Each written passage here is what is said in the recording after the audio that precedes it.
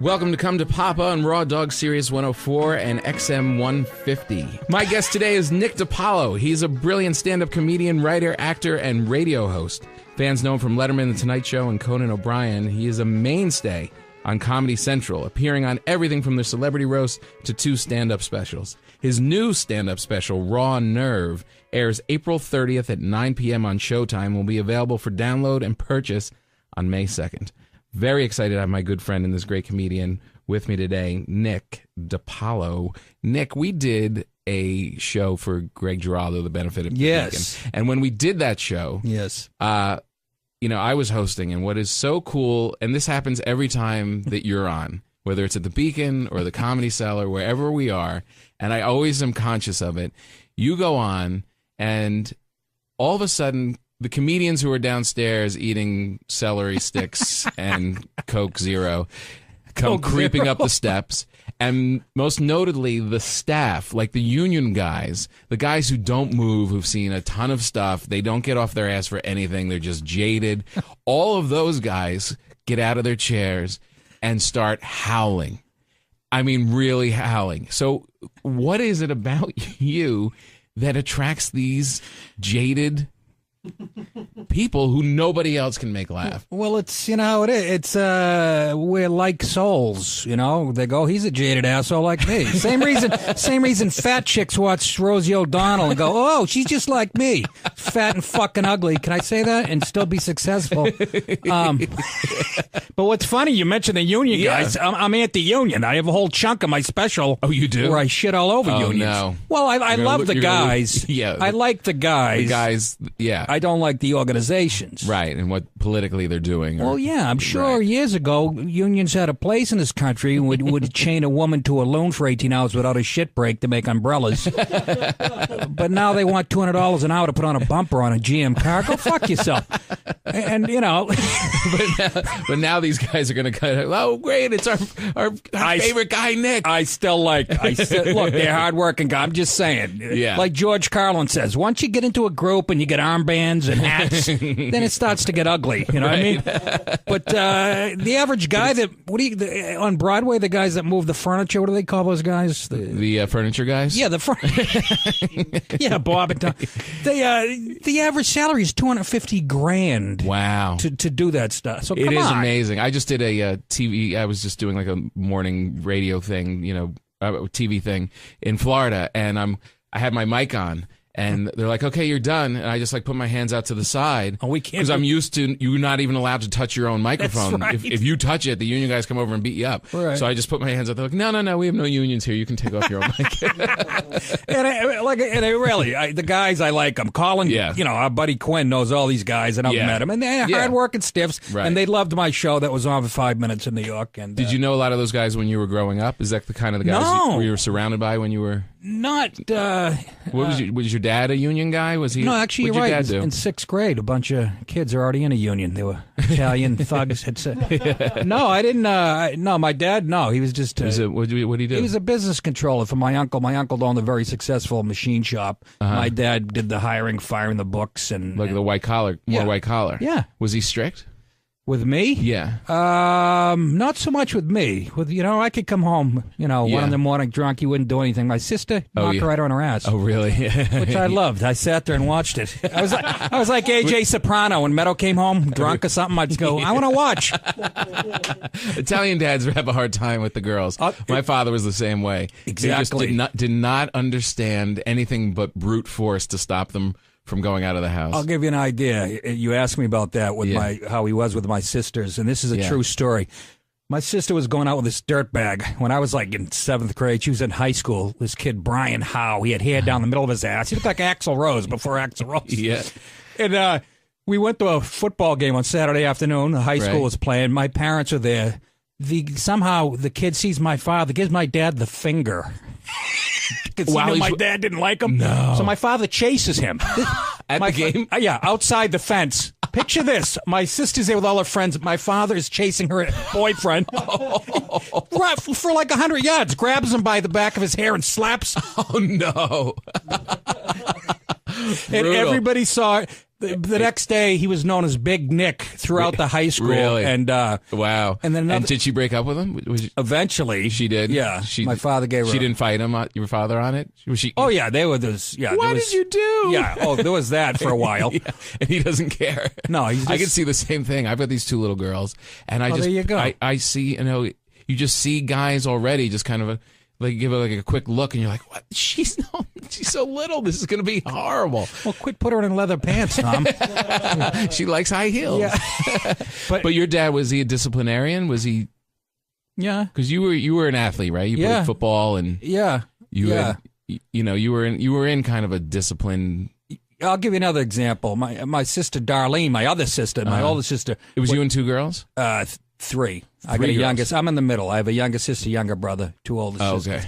But every Saturday night when my parents went out to eat, which they did for 50 years, my sister would have half the high school to our house. Oh, no.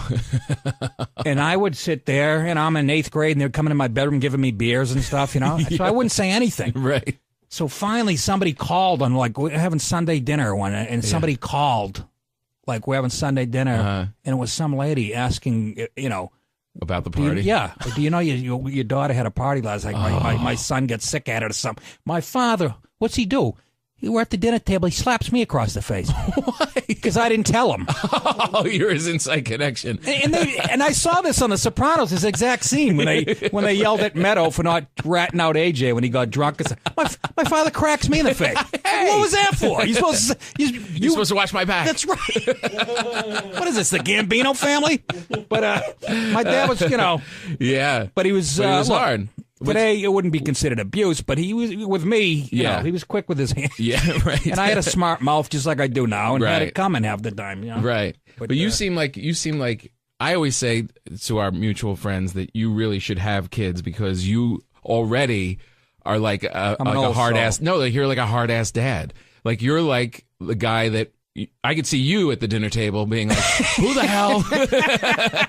Well, that's the thing. Really, I could see you like at the end of the table, rolled up sleeves, just sitting there, and everybody real quiet, and make sure Dad's okay. Chew with your mouth closed. I'm not. Was your mom strict? My mom was, not overly strict. No, she's not. Everybody picture my mom as like an old Italian woman. She's a beautiful French and English woman. Oh, really? Yeah. My mother looked just like Mary Tyler Moore when she was young. Wow. And my mother was just a great mother. You know, do your homework. She had supper on the table every night. Right. Old school. Yeah. Just a great mom. My dad was obviously the enforcer, and but I wasn't. I didn't get much trouble. I was good at getting drunk and getting sneaking in my room and stuff. Did you make him laugh when you were a kid? No, I made him mad most of the time. Really? We have a picture.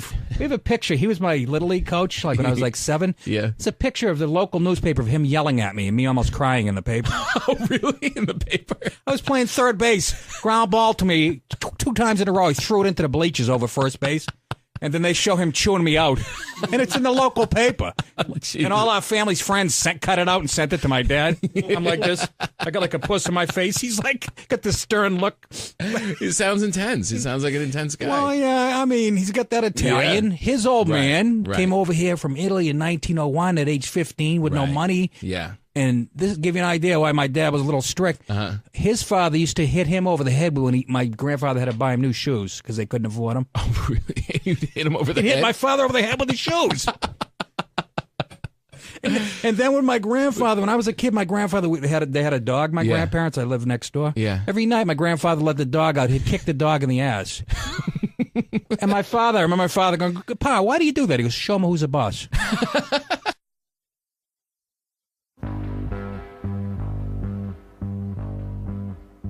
Are you listening to Come to Papa on Raw Dog, Sirius 104 and XM 150? I have a very similar father. We always joke about it. I love your old man. Yeah, my father, we always say that you are the son my father really wants. I hate when you say that. That hurts me. No, my father is like, he's a big, tough guy, and he's very, cut and dry, black and white, conservative, blah, blah, blah. Yeah. And, and I'm like, I'm going to get a 10-pack at the yoga class. He's like, damn it. And I'll be honest with you, my dad would be little happy if I was more like you. Right. I mean, he doesn't like the way What? I don't know. I'm a little too intense for him. Oh, really? Yeah. Really? He wants you to. He would be happier. He would like if you me to were... mellow out a little bit, which I Right. have. I'm talking a few years ago. Yeah. When I was single and Right. bringing home blouses and Right. whores Do you to feel Christmas parties.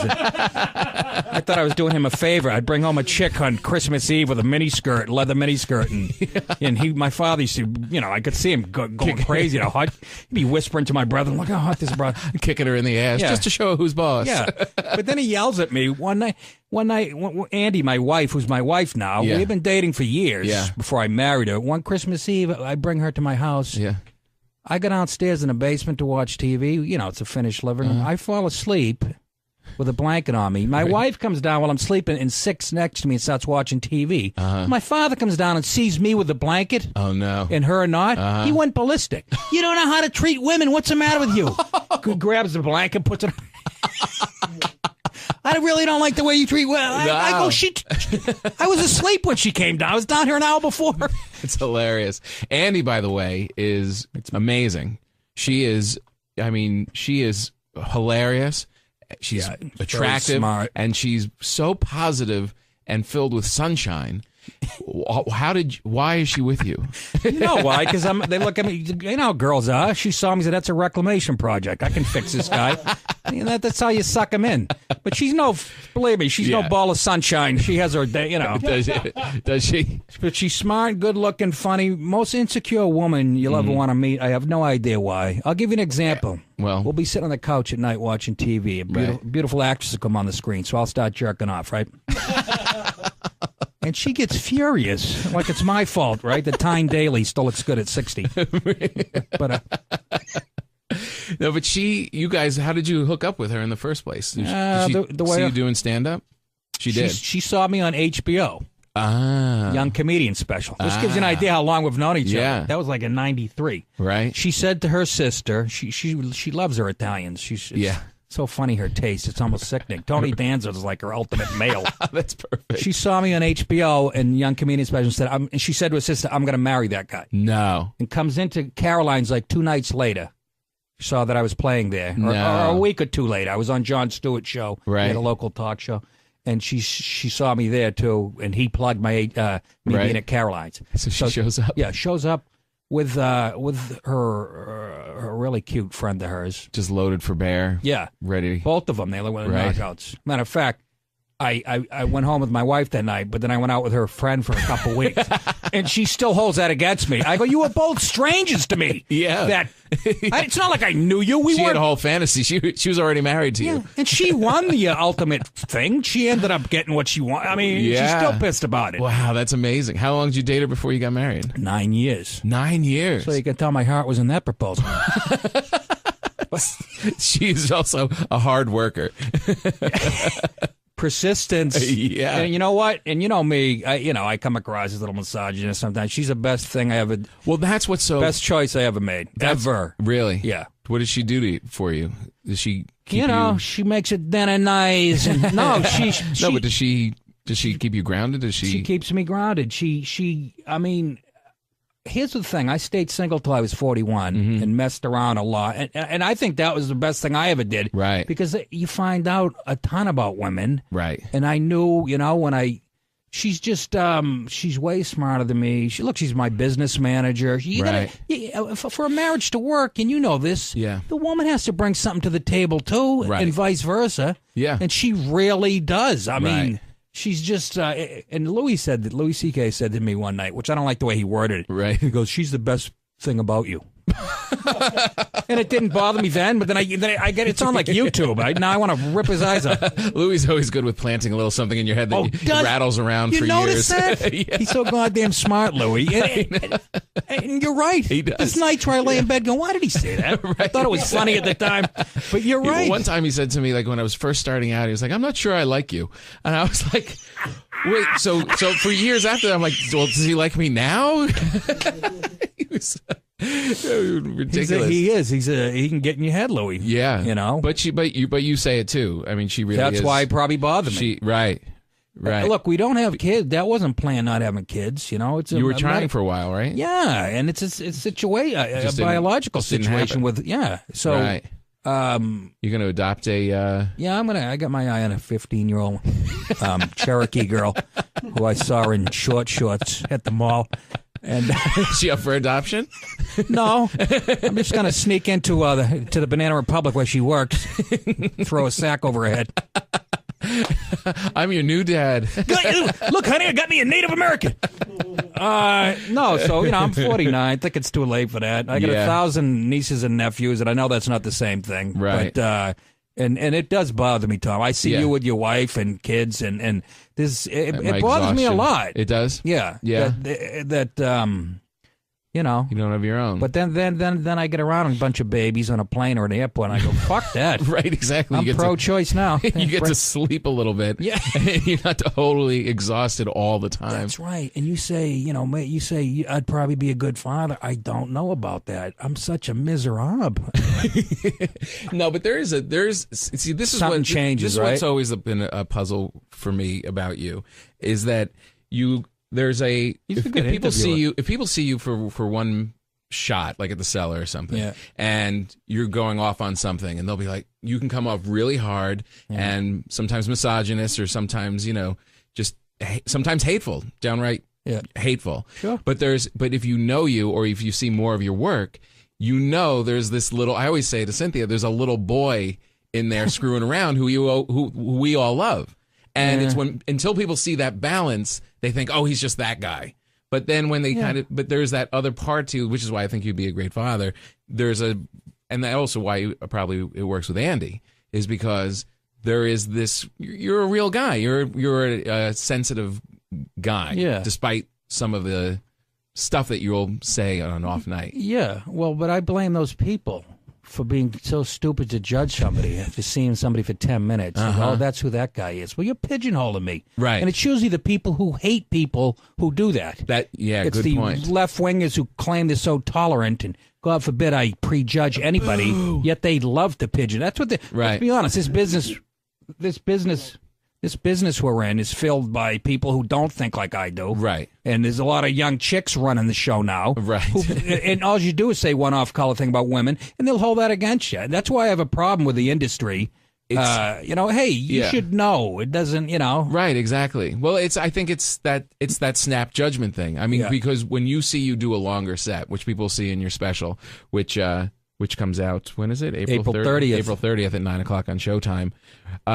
When you see a full set of yours, you get the whole picture. Thank you. That's the whole thing. And people don't really, get that at a 5-minute spot at the cellar.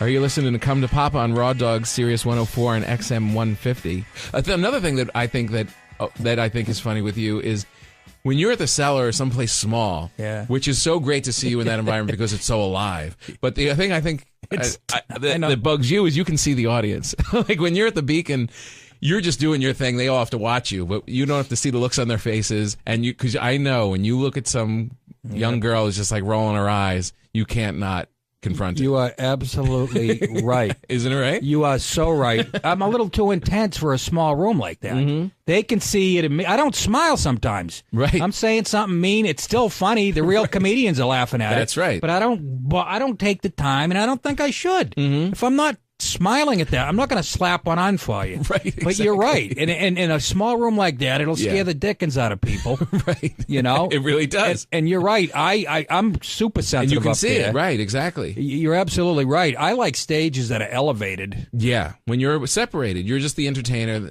They're watching you. It's a show. This isn't us in a conversation. And the other thing you said, which is important, that you're doing a 10-minute set at the cellar, which to me, it's almost harmful to my act. I was just in Vegas. I'm doing an hour every night. Yeah, it's different. That's how comedy in a perfect world is supposed to be. And like you said, they see all of me at that. Yeah. They see I bring up stuff about, self-deprecating stuff that I'm not going to do in 15 minutes down there at the cellar. Right. I just want to Then they get to Then they see a different part of you. And I understand. I had a lot of meltdowns at the Cellar. I got too comfortable there. Oh, really? Oh, yeah. I mean, I've been playing that place for 18 years. Every night, all of a sudden it feels like it's my house and they're intruding on me, which it's not. It's just the opposite. And then I get a few drinks in me and I get mean. Right. And get angry that you drove all the way down. Exactly. Now that I live in Westchester. But I know my comedy buddies, too. There's a few years there where I kept melting down on that stage. Right. And I see, a few of my buddies kind of. No, I don't know. I knew it bothered them. Get worried about it? Yeah, a little worried. You. Only Colin would give me the advice, right, Mr. Wisdom. And I knew even what he was saying was true. Yeah. Noam, the owner of the Comedy Cellar, said one night, he goes, "Can I talk to you for a minute?" This is like a couple of years ago. Yeah. He goes, I love how you stick your thumb in the eye of political correctness. Right. You know me and my dad love you for that. He goes, but you're starting to make it even hard on me. Wow. So I know they're getting emails from, But that's not from your material. I don't think it's from your jokes. It's what would happen if you got into it with the audience. Yeah, in which I'd provoke half of it. Right. Just to get bored, and I go, "Why aren't you laughing, dick face?" There were times when you would get on stage and you would literally get up there and be like, "Thanks a lot. Let's have a round of applause for the MC." What the hell are you looking at? It's like you're not even giving them a chance to like you. And I know, and it turned off some of my comedian buddies. I know, because they would give hints that, "What are you doing?" And, here's an interesting thing, because there's two, maybe more than two schools, but there's two schools for sure. In my comedy, and just me as a person, I am trying to have everybody in the world like me and be my friend. I really have this thing inside me. I remember a friend of mine right after college said to me, someone had a problem with me, and my buddy said, not everyone's going to like you. And honestly, I was like, what do you mean? I can get them to like me. I really have that thing. So when I'm up there and I'm like, if I see an old lady, I want her to like me. I see, you know what I mean? I try. And does it bother you if if you see people reacting negatively? Does that get to you? Or do you have a kind of you don't need that from the audience? From night to night. The longer I do this, the more I don't care, Right. But you, Tom, you are so likable. Before, even I saw you as a comic. Right. You could pull that off. Almost everybody could like you. Right. I know when I go on stage, like Sam Kinison said it best. He goes, "You don't have to like me to find me funny." Right. Yeah. And I took a lot that of guys to heart. Like the way in, Damon was that way. Like he would get up there and like really kind of be harsh, and even like Belzer or Pryor. I mean, there's certain people. Well, Pryor was a little more lovable, but there is that thing of that, and I'm always impressed by it, because when I see, like that night at the Beacon, I had Cynthia was there, my wife, with her friend who's pretty straight, loves real mainstream stuff, and you were her favorite act of the night, and that is so, I get so excited when that happens, because there's that thing there where they're just seeing more to you than they normally do. Yeah. You know what I mean? That was a short set too, but sometimes I'll show more of myself. If I stayed on the 15 minutes, you would have saw stuff she didn't like. But Right. It works both ways. Yeah. But when Kinison said that, I'm sorry, but she's also politically couldn't be further from you. From me. And I mean, there's no viewpoint, I'm sure, if we all go out to dinner, there's probably nothing that she would like about what you're saying politically or whatever. But with watching her comedy, she was in love with you. She probably my pants. I had nice tight pants on. Yeah, you are a ladies' man. But my perfect idea of a set is like the Comedy Cellar. Is I could call a woman a cunt and I still get off on a laugh. Yeah, and it's happened many times. Not saying it. I mean, somebody who had it coming, a drunk girl yelling shit out, which I've had many of those nights. Yeah. When I do my political stuff that they don't like, and then, you're a fucking asshole, and then I get a few in me, and and I end up dropping a C-bomb on it, and I stay on stage and still have a good set after. Right. To me, that's the that's the ultimate. And I don't ever do that intentionally. I'm just saying, if a woman gets into it with me. But Kinison said, you don't have to like me to think I'm funny. But it's easy for him to say that because he's a fat, chubby, scary guy. Yeah. Coming out of him, Right. They, Yeah. Well, there's that kind of thing too. It's like, you're a good-looking Italian guy. It's not like Kinison was kind of a troll-like guy. Right. You kind of feel for him a little bit when you see someone like that. And it's like if you come off harsh, I remember people saying, like, well, what does he have to complain about? Hey, all the girls in the world love him. Why would he call them that? Yeah, well, and you'd think they'd give me a thumbs up for being honest, even though I'm being totally honest. And do you ever not say something? Do you ever censor yourself? No. That's the fun of it to me. Yeah. That people always go, every time I go on a show, they go, well, is there a line in comedy that you won't go? Right. I go, there is no line. And I'll tell you, maybe there is a line, but the problem is your line is a foot away. Mine's 50 feet away. Tom Papa's is 20 feet away. Right. Where is that line? Right. Yeah. I find there's nothing off limits. And I love... Yeah. When I love the moment on stage and something's in my head, I go, should I say this or not? And I'll always do it. Right. And I'll always say it. Right. Just to good or bad. Right. It's so great. I think that's why all the union guys are getting up out of their chair.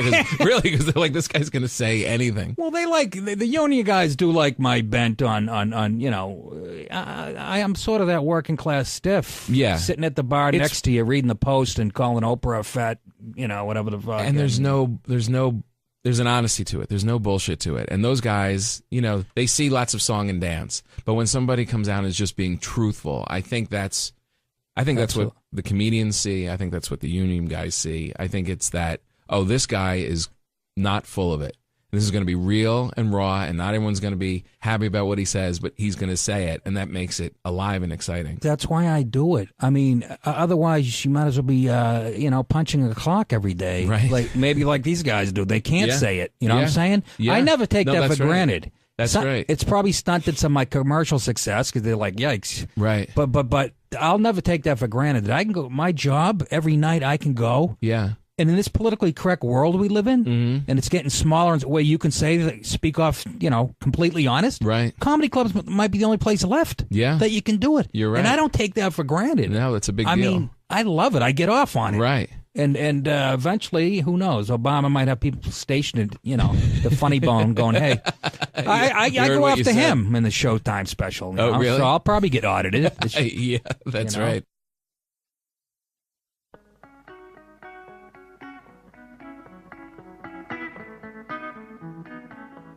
Are you listening to Come to Papa on Raw Dog, Sirius 104 and XM 150? Nick, can we talk about your crush on my wife? Oh, absolutely. I was dating her. Still love her. For a while before I got married to her, and she was a comedian as well. She would be at the cellar and doing stuff, and you always thought she was attractive and always had a little bit of a crush on her, and I have to admit, sometimes it was a little uncomfortable. Was it really? Why didn't you say something? I did. And you were like, I don't care, and you're still staring at her ass. That's a compliment. When guys look at my wife, which they do still, it's so funny. My wife's on my first CD. She's in the nurse outfit. Oh, really? When I'll hand somebody a CD, and I was at a radio station on the road. Some guy goes, "Jesus Christ, look at the tits on her," and I go, "Oh." He's like, "What's the matter?" I go, "This is my wife." "Oh, I'm sorry." He gives me back the CD. It's hilarious. But no, your wife. Me and Jerry Seinfeld have the same taste. That's right. Because I know Jerry found your wife very attractive, right? Yeah, I believe he did. I've kind of shut that out. Yeah. Yeah, it's funny how you put it aside. I think his wife is really attractive. Absolutely. Really, Jessica. I have that New York Jewish girl, to me, is the sexiest thing on the planet. And that's right. I mean, and Jerry's like, what? What are you doing? I'm helping you out here. His other girlfriend, Shoshana, what was her name? Remember? Yeah. The one from Israel. Right. She worked out at my gym in L.A. Oh, and you liked her too. Well, everyone liked her. And no, exactly. But then your wife and somebody else that Jerry mentioned, and I'm like, what the hell?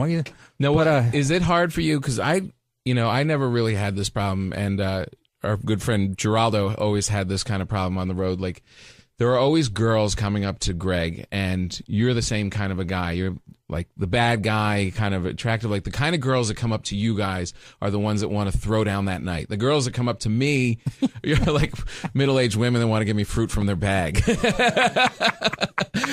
But I kind of always felt like talking to Greg that I didn't have to carry this burden in a way. Like, as a married guy, when I'm on the road, for me to get in trouble, I have to really put myself into a situation where I can get in trouble. Yep.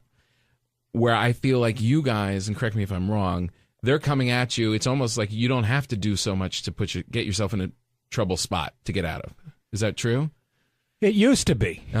It used to be, but you've seen my act. The politics really turned the girls off.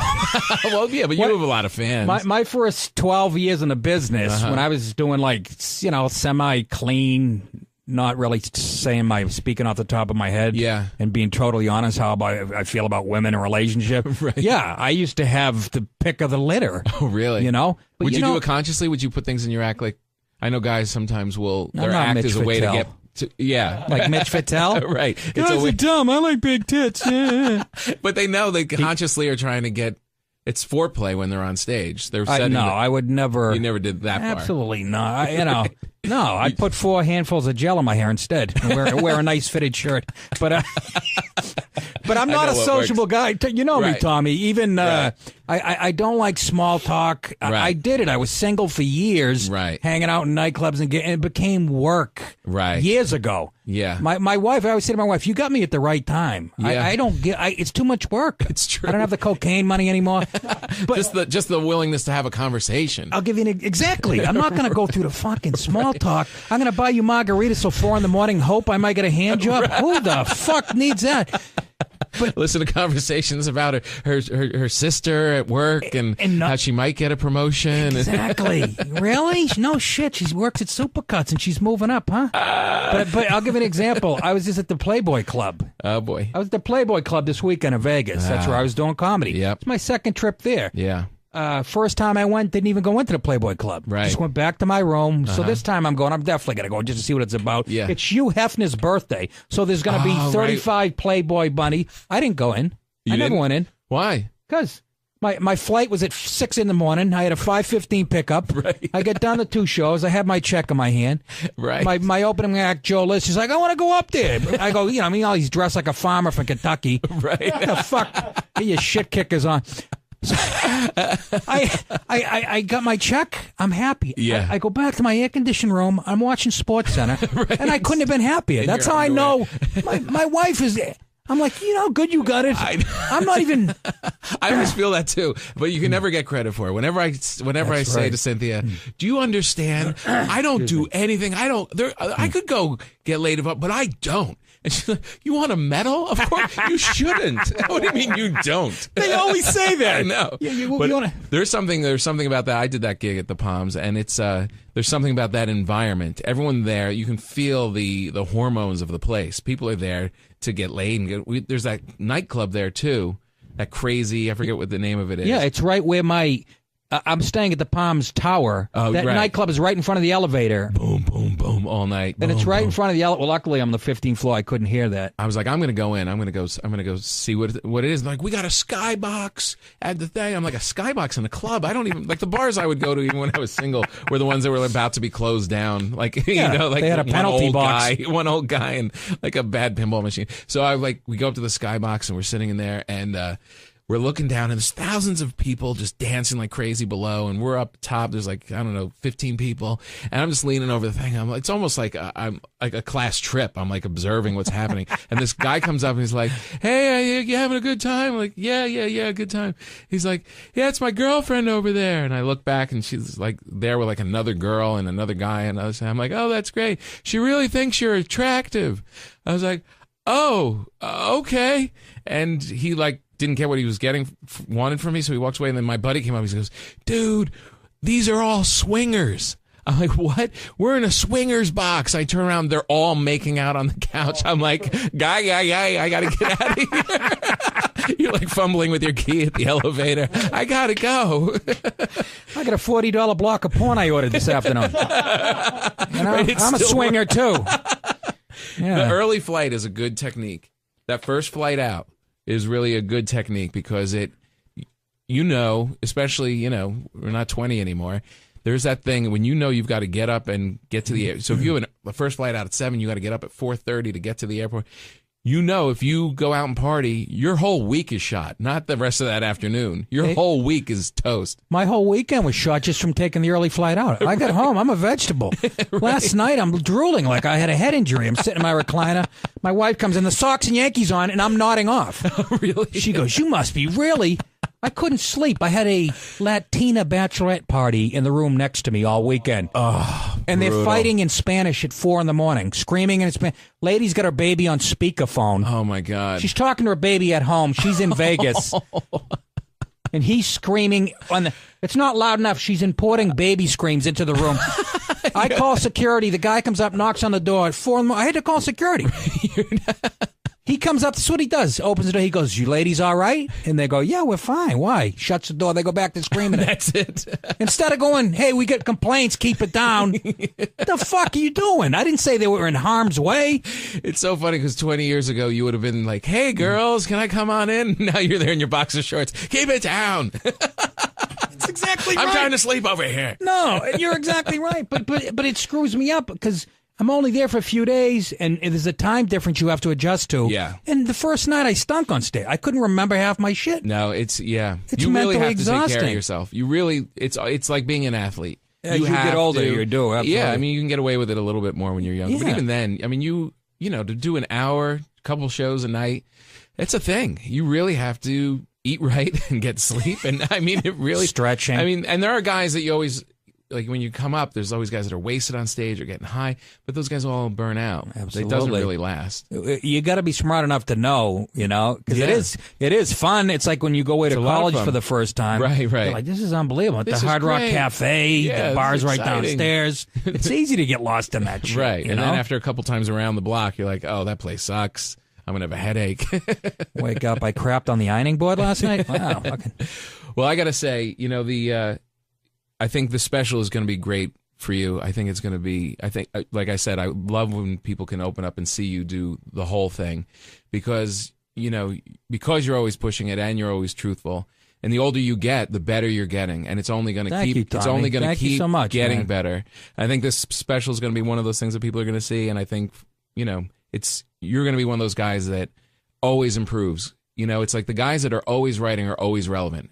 Age has nothing to do with it. That's a And nice compliment. I think you're really going to blow up, you young rookie. You. I it's been a long time coming. It's the first time people will get to see me really uncensored. Yeah. I mean, all my specials have been on Showtime. That's right. Excuse me, Comedy on Central. Comedy Central up to Right. this point. Yeah. And so now they, and I'm not wild, but I Yeah. get to say stuff that you might not see on Comedy Central. It's going to be great. And I lean a little right, which is odd for a comedian in my politics. And there's a lot of people dying good. to have a guy like that. Yeah, it's also refreshing. It's I great. hope And I couldn't have asked for Where'd you learn a to better guy interview? for my first guest. You really were awesome. And Tommy? keep your hands off my wife.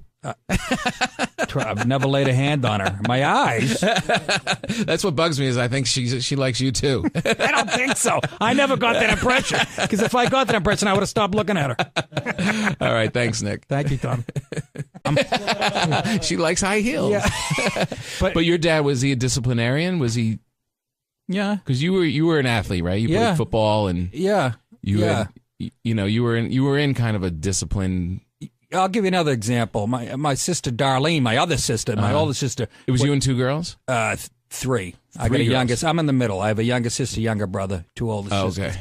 But every Saturday night when my parents went out to eat, which they did Right. for 50 years, like everybody, my sister would have half the high school to our house. Oh no.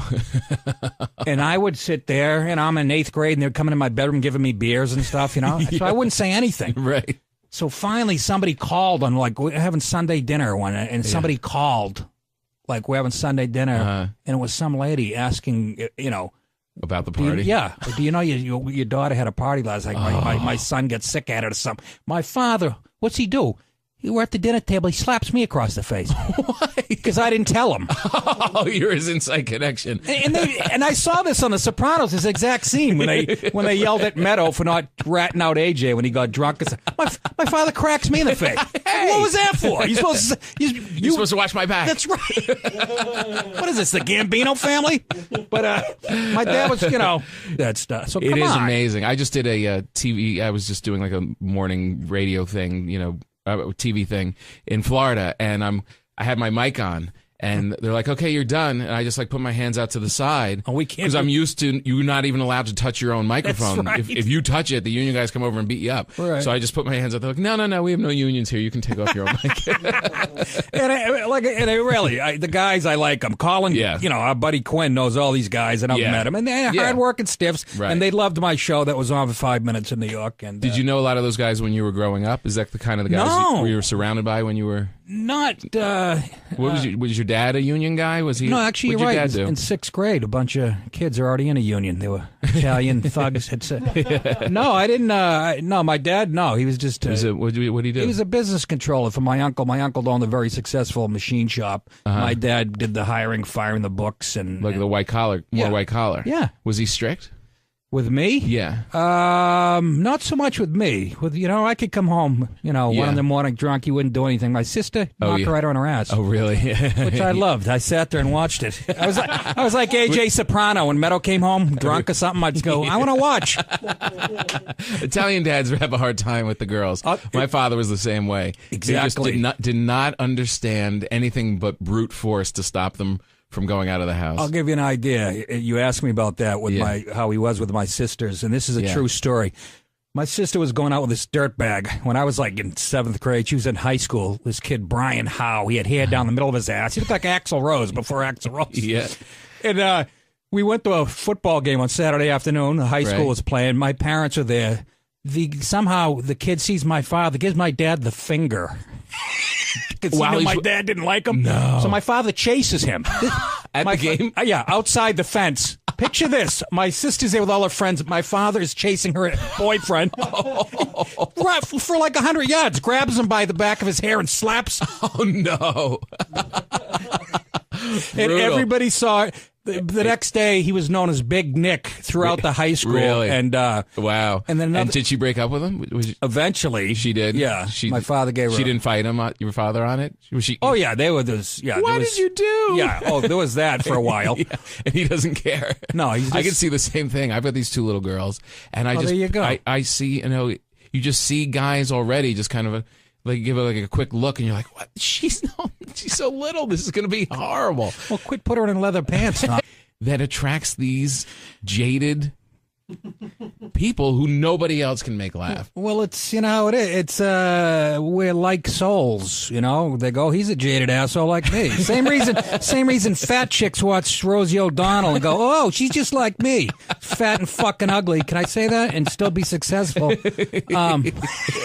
But what's funny, you mentioned the union guys. I'm anti-union. I have a whole chunk of my special. Oh, you do? Where I shit all over unions. No. Well, I love the guys. Yeah. I like the guys. The guys. Yeah. I don't like the organizations. Right, and what politically they're doing. Well, yeah, I'm sure years ago, unions had a place in this country and would chain a woman to a loon for 18 hours without a shit break to make umbrellas. But now they want $200 an hour to put on a bumper on a GM car. Go fuck yourself. And but now these guys are going to oh, great, it's our favorite guy, Nick. Look, they're hardworking guys. I'm just saying. Yeah. Like George Carlin says, once you get into a group and you get armbands and hats, then it starts to get ugly. You know what I mean? But the average guy on Broadway, the guys that move the furniture, what do they call those guys? The furniture guys? Yeah, yeah, Bob and Tom. The average salary is $250,000. Wow. To do that. Welcome to Come to Papa on Raw Dog Sirius 104 and XM 150. My guest today is Nick DiPaolo. He's a brilliant stand-up comedian, writer, actor, and radio host. Fans know him from Letterman, The Tonight Show, and Conan O'Brien. He is a mainstay on Comedy Central, appearing on everything from the Celebrity Roast to 2 stand-up specials. His new stand-up special, Raw Nerve, airs April 30th at 9 p.m. on Showtime and will be available for download and purchase on May 2nd. Very excited to have my good friend and this great comedian with me today, Nick DiPaolo. Nick, we did a show for Greg Giraldo, The Benefit of the Beacon. And when we did that show, I was hosting, and what is so cool, and this happens every time that you're on, whether it's at the Beacon or the Comedy Cellar, wherever we are, and I always am conscious of it. You go on, and all of a sudden, the comedians who are downstairs eating celery sticks and Coke Zero come creeping up the steps, And most notably, the staff, like the union guys, the guys who don't move, who've seen a ton of stuff. They don't get off their ass for anything. They're just jaded. All of those guys get out of their chairs and start howling. I mean, really howling. So what is it about you